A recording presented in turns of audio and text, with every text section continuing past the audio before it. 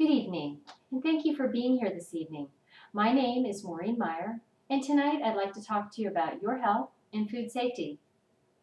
The CDC, or Center for Disease Control, estimates that each year, roughly 1 out of 6 Americans get sick, 128,000 are hospitalized, and 3,000 die from foodborne diseases.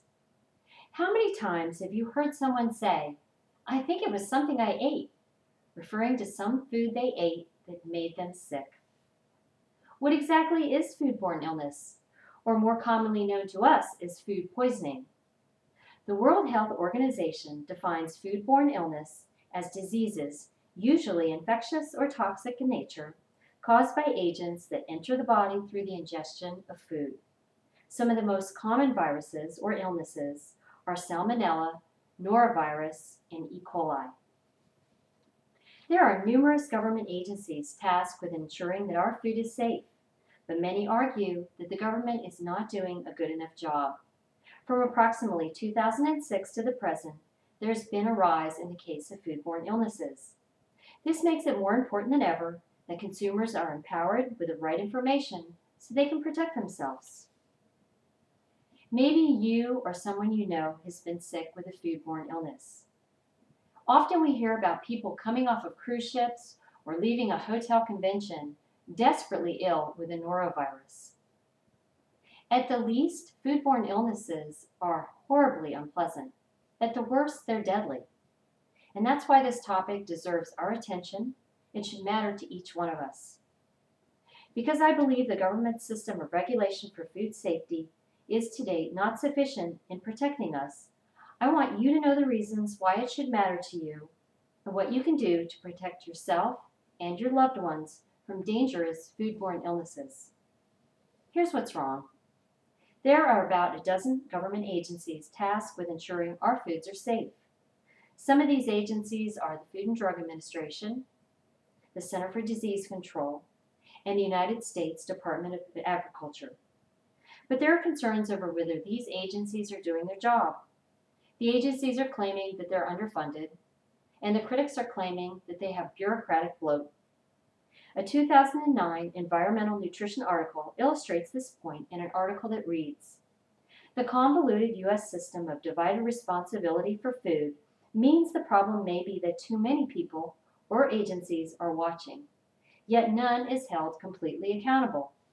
And each time there is a food safety scare, the issue of federal food oversight, or lack of it, is discussed but not fixed."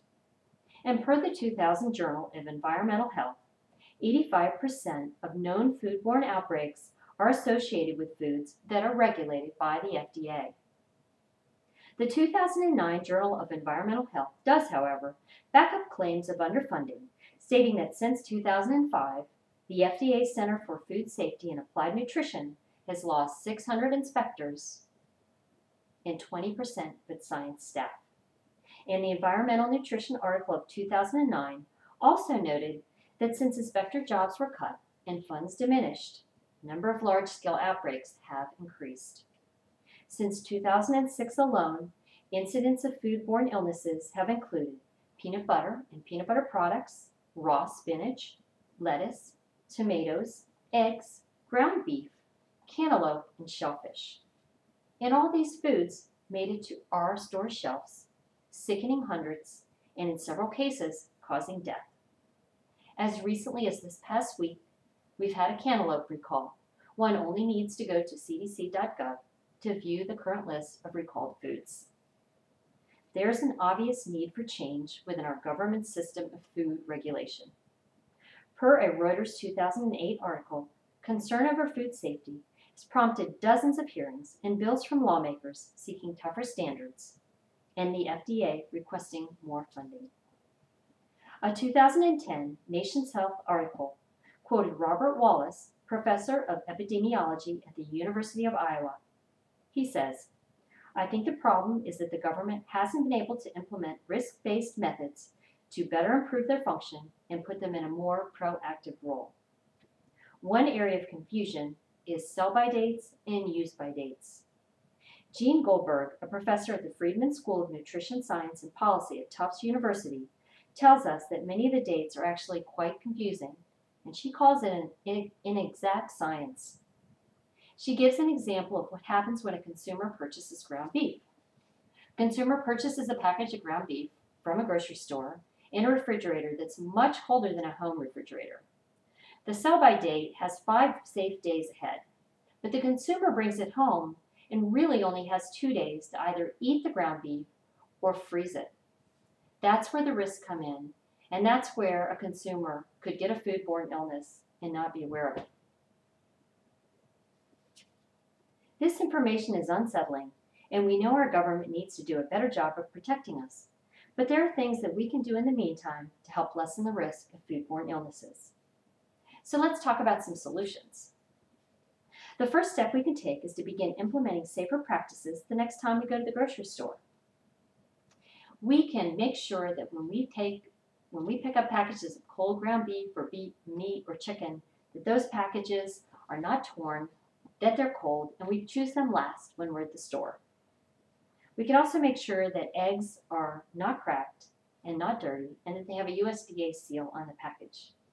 I've also prepared a handout with a full list of tips for safe food purchasing. The next step we can take is to ensure that we are practicing safe food preparation at home. We need to follow the 2-hour rule. That just means that any foods that we've cooked cannot be left out on the counter more than 2 hours. And of course, any foods that are brought home from the grocery store must be stored right away. We need to avoid cross-contamination. Cross-contamination is when meat and poultry juices contaminate other food items such as vegetables or fruits, or foods that have already been cooked. This is extremely dangerous. We need to avoid it. We need to keep all of our utensils and hands and counters washed with hot, soapy water, disinfect, disinfect, disinfect, to protect ourselves. In addition, we can practice safe food storage at home. I've also prepared a handout for you with many products listed and shelf dates. But I'd like to share with you a method I use for shelf life tracking at home. What I use is an indelible marker. In this case, it's a dark colored Sharpie. And what you do is before you open your product, make sure that you go ahead and mark the date, the full date including the year, on the front or the back label.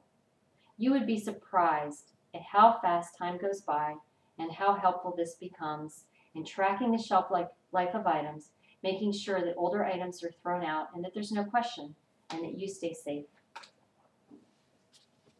While we can't solve the entire problem of foodborne illness in our food supply, we can help protect ourselves from foodborne illnesses by implementing these safe food practices. These solutions are easy to put into effect, and you should find them workable, desirable, and practical. We know there's a problem with our food supply and with our government's regulation of that food supply. We know people are getting sick and even dying from foodborne illnesses. We know it's unlikely that we'll be protected 100% from all foodborne illnesses. But while the government seeks funding and figures out ways to be more efficient and proactive in protecting us as consumers, we can make more informed decisions and implement our own safe practices at the store and at home.